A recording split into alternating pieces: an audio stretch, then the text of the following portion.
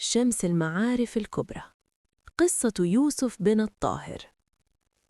كان يا مكان في حومة باب الفتوح بفاس القديمة. كان يوسف بن الطاهر طالباً في القرويين، ذكي بالزاف، لكن فضوله كان مريض. كان بيقرأ كل ما يوقع في إيديه من كتب قديمة، خاصة الكتب اللي فيها سحر وعلوم الغيب.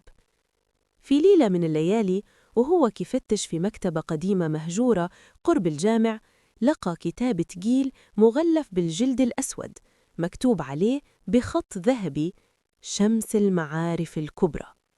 الكتاب كان ممنوع، حتى العلماء كانوا بيخافوا منه.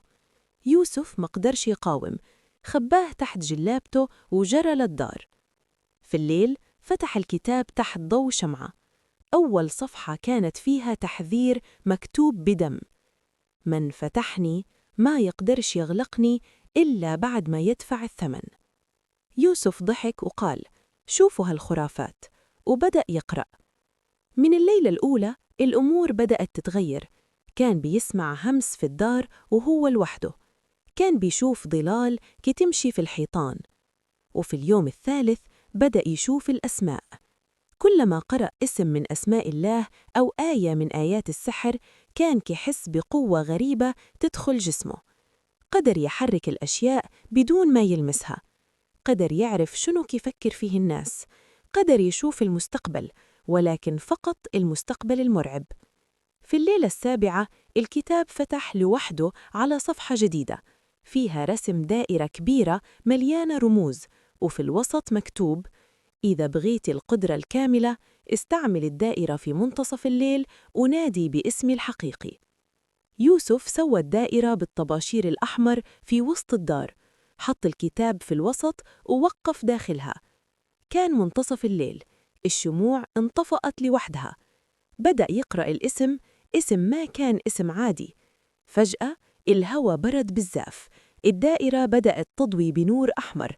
من وسط الدائرة طلع ظل طويل، شخص طويل جداً، راسه بيوصل للسقف، عينيه كيضووا بحال جمر، يديه طويلتين بأظافر سوداء. الكائن تكلم بصوت كيجي من تحت الأرض: ناديتني، فتحت الباب، دابة أنا هني. شنو بغيتي يا يوسف؟ يوسف والرعب كي يجري في عروقه قال: بغيت المعرفة الكاملة. الكائن ضحك ضحكة خلت الجدران ترتعش، ثم مد يده ووضعها على جبينه. فجأة عينيه يوسف احمرت، بدأ يشوف. شاف الجن كي يتمشوا في الدار دياله، شاف الموتى كي يجلسوا معاه في الطاولة، شاف أسرار الناس، خيانات، جرائم، أشياء خبيثة. شاف حتى نفسه كيفاش روحه كي تبدأ تتسوس شوية بشوية. الكائن قال له: دابة عرفت، ولكن المعرفة ما ترجعش. كل ليلة غادي تشوف أكثر، وكل ليلة غادي تفقد جزء من عقلك. يوسف حاول يخرج من الدائرة لكن ما قدر. الكائن ابتسم وقال: مرحبا بيك في شمس المعارف الكبرى، دابة أنت جزء منها. بعد 3 سنين يوسف ما ماتش، ولكن ما عادش عايش. كان بيبقى جالس في الظلام ساعات طويلة، عينيه حمرة باهتة، جلده شاحب وجاف، وأحياناً كي يخرج من حلقه صوت غليظ قديم كأنه صوت 10 رجال. في ليلة رمضانية والقمر أحمر، يوسف كان جالس في وسط الدار، الكتاب مفتوح قدامه والدائرة ما زالت محروقة في الأرض.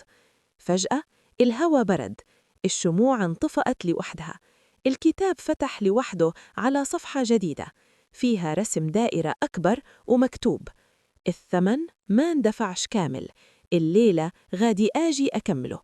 يوسف دار راسه ببطء ولقاها واقفة وراه. الجنية كانت أقرب من أي وقت، جسدها شبه حقيقي، بشرتها شاحبة متشققة، شعرها الأسود كيطير كالأفاعي، عينيها حمرة دامية، وفمها مفتوح يبان فيه أسنان حادة ملطخة بدم. مدت يدها الباردة ولمست قلبه وهمست: 3 سنين يا يوسف وما زلت كي تقرأ في الكتاب؟ دابة جيت باش أكمل العهد. يوسف حاول يتكلم لكن صوته طلع مرتجف: بغيت أرجع. الجنية ضحكت ضحكة خلت الجدران ترتعش، ثم مدت يدها ووضعتها على جبينه.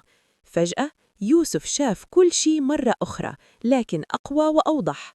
شاف روحه خارج جسده كي تبتسم بنفس ابتسامة الجنية.